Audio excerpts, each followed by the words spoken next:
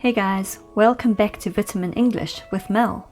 Today we're going to be learning about reading long numbers with decimals. So before we get started, please like and subscribe to Vitamin English.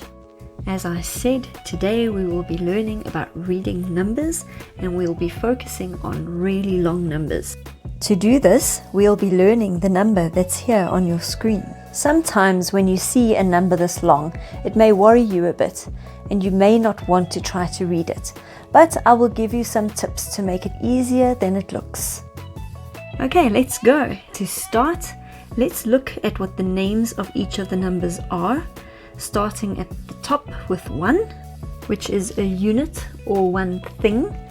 Next is 10, 100, 1000, 10,000, 100,000, 1 million, 10 million, 100 million, and 1 billion. Of course, the list goes on, but I think you get the idea. This is, in a nutshell, how we learn to say the names of numbers. Now, you may have noticed that there was a pattern forming when I was reading the names of the numbers. Did you notice it? They were said in groups of 3. We have 1, 10, 100, 1000, 10,000, 100,000, 1 million, 10 million, 100 million. So when we read the numbers, we read them in 1, 10, 1 patterns. Don't forget that we read ones as 1, 2, 3, etc. We read the tens as 10, 20, 30, etc. And we read the 100s using ones again as 100, 200, 300, etc. So for example, with this number, we start with 300, then say the numbers in the tens and one places together as 96. We don't say 396, but 396. Now let's try a few more examples. Can you guess how to read this number? It's 175. Did you get it? Awesome job if you did. How about this one? Did you notice that there is a 0 in the tens place? So how would you say this? 802.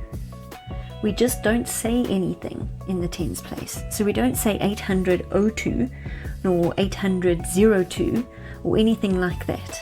It's just 802. Right, our last example is this number. In this one, the unit is a 0. So just like above, we don't say anything for where the 0 is. So can you guess it? We say 450. Well done if you got that right. Remember to always look at what is in each unit space, each 10 space, and each 100 space. So let's look back at our number.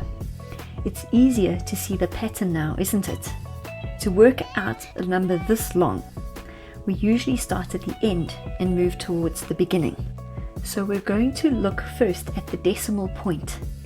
As you can see, the number is divided into groups of 3, which have commas, but at the end we see a full stop with 2 3s after it. Anything coming after the full stop means that it's smaller than 1 unit. So when we read it, it can be said in a few different ways. If the number before the full stop in the unit spot is a 0, we can read this as 0.33, 0.33, or 0.33, or whatever number is after the point. We would say 0.175 or 0.162359. After the point, the numbers are all said individually. So with using our number as an example, let's practice saying the decimal point. Repeat after me. 1.33, 31.33, 631.33. Good job! Don't forget to say the word and after the word 100 the whole way through the numbers. And as a fun fact, don't forget that Americans don't usually say the and after saying 100. So they would say this number as 631.33. We will learn some more about decimal points in another lesson. So let's carry on with reading our number. Let's get to the whole number. Remember, we work it out starting at the end. Repeat each number after me. 0.33, 631, 259,000, 740 million, 812 billion, 947 trillion. How did you find that? Not too difficult, huh? Okay, so to bring all these numbers together, we mustn't forget their groups' names. Here we have trillions, billions, millions, thousands, and units that include the hundreds and the tens, and then we have the decimals. When we read the whole number, we include the group's names and we don't forget the word and after the word 100, and don't forget to put everything in the right place. So that's it. Now you are ready to read the whole number. Are you ready to read it with me? Let's go. 947 trillion, 812 billion, 740 million, 259,631.33. And that's it. You did it. Good job. Now let's read it one more time. 947 trillion, 812 billion, 740 million, 259,631.33. Don't forget to send me an email if you're interested in doing some extra practice. And remember to let me know that you'd like to practice a few more long numbers. The email address is vitaminenglish123@gmail.com. At the end of each lesson, I will teach you an idiom that I used during the lesson. Did you notice which idiom I used? I used the phrase "in a nutshell." Do you remember? Remember that idioms are not said literally.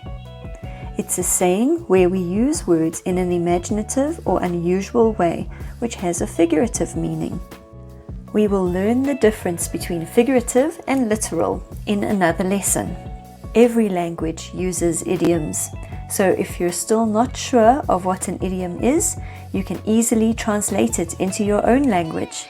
The idiom "in a nutshell" is a phrase that means to summarize, to say something simply, or to explain something using as few words as possible. We use "in a nutshell" when we don't have time to explain all the details, or when we don't want someone to know all the details. For example, I could say, "The movie was terrible. The acting was boring. The scenery didn't suit the theme. The storyline made no sense. And the director had no experience." Or I could just put that all in a nutshell and say, "The movie was bad." Some more examples of "in a nutshell" are: Fred put it in a nutshell when he said that the problem in the classroom was a lack of discipline.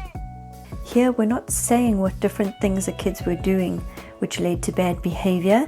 We're just saying in general that the discipline was the problem. The next example is, "In a nutshell, my brother's dogs are monsters."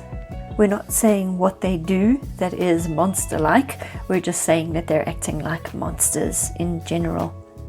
Our final example is, "In a nutshell, she is a lovely girl." Again, this isn't telling you how she is lovely, it's just summarizing that she is lovely. Can you think of your own examples?